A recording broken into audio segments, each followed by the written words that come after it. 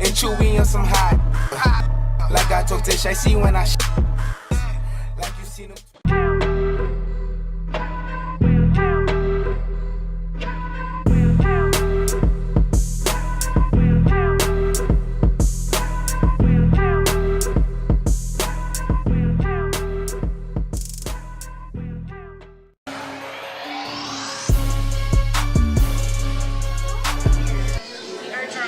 2 unit of red cells, so double unit of red cells. So what it's doing is it's drawing the whole blood and it's separating it out in a centrifuge, and it's separating the red cells from the white cells, the plasma, and the platelets, and we're collecting just the red cells, and we're going to return the plasma, the white cells, and the platelets to the donor with the saline solution, and keep just the red cells.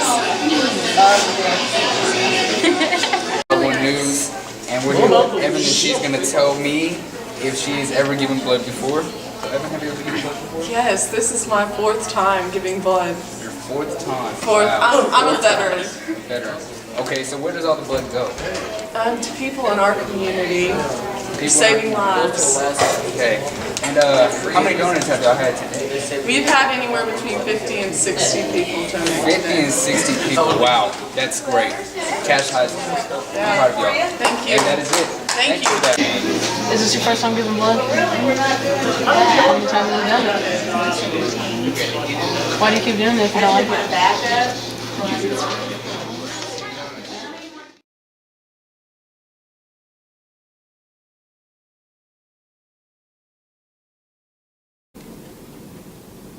200 years after the birth of Abraham Lincoln, he remains one of the mythical figures in American history. Lincoln remains the most famous lawyer who ever practiced in the country, someone for all the lawyers to emulate. What are the truths about the legend of Lincoln the lawyer?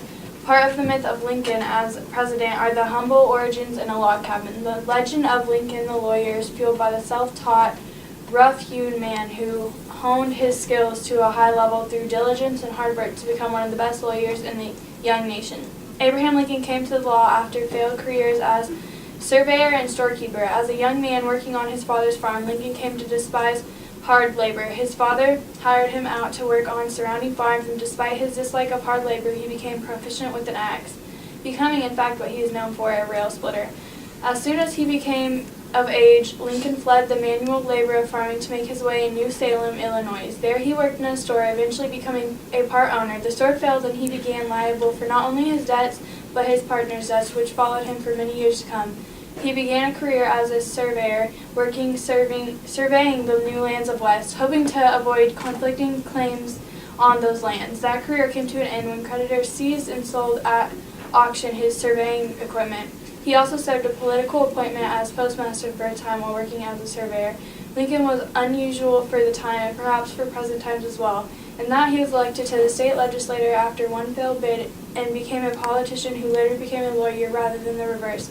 After achieving some fame as a legislator in Illinois, he was urged to study law by one of the leading lawyers of the day, Stephen Logan. Lincoln was a self-taught lawyer reading from Blackstone's commentaries before being examined by the Illinois Supreme Court and given his license to practice in 1836 at age 25. And we're done. I'm here with Cassie Scruggs interviewing her. So are you excited for your senior year of soccer?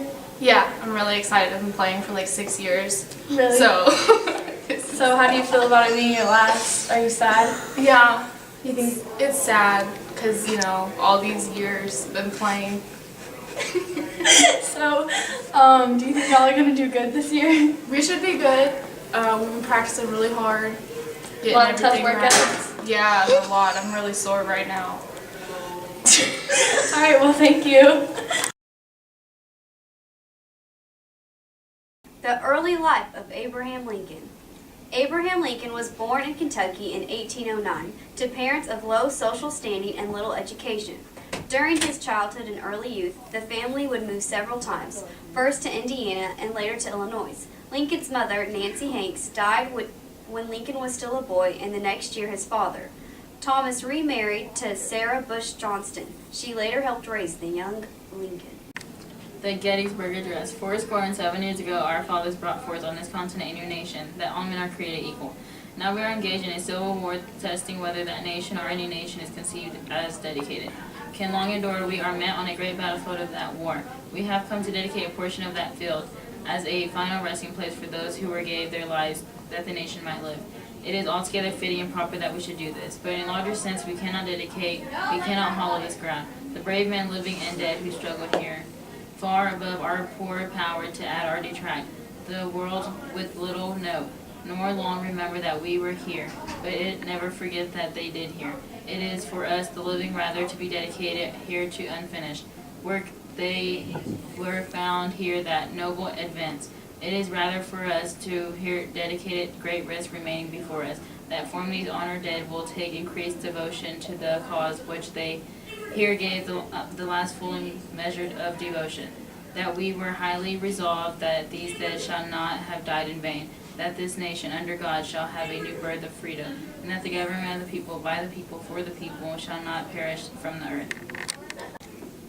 Abraham Lincoln, a self-taught Illinois lawyer and legislator with a reputation as an eloquent opponent of slavery, shocked many when he overcame several more prominent contenders to win the Republican Party's nomination for president in 1860. His election that November pushed several southern states to secede by the time of his inauguration in March of 1861, and the Civil War began barely a month later. Contrary to expectations, Lincoln proved to be a shrewd military strategist and a savvy leader during what became the costliest conflict ever fought on American soil. His Emancipation Proclamation, issued in 1863, freed all slaves in the rebellious states and paved the way for slavery's eventual abolition, while his Gettysburg Address later that year stands as one of the most famous and influential pieces of oratory in American history. In April of 1865, with the Union on the brink of victory, Abraham Lincoln was shot and killed by the Confederate sympathizer John Wilkes Booth. His untimely death made him a martyr to the cause of liberty and union. Over the years, Lincoln's mythic stature has only grown, and he is widely regarded as one of the greatest presidents in the nation's history. So, what made you Really, Taryn? come out here today? I didn't want to go to Trick, honestly. Okay, cut that out. What made you come out today? What made you come out today? For what?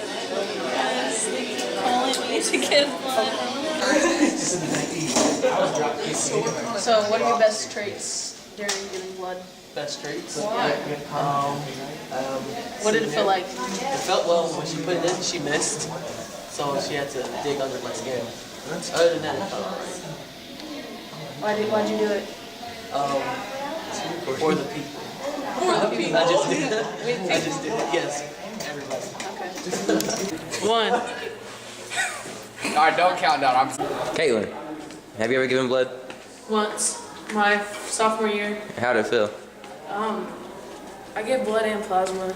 When they did the plasma, they pumped cold back into me to coat. Are you glad you got the help? I don't know who I've helped.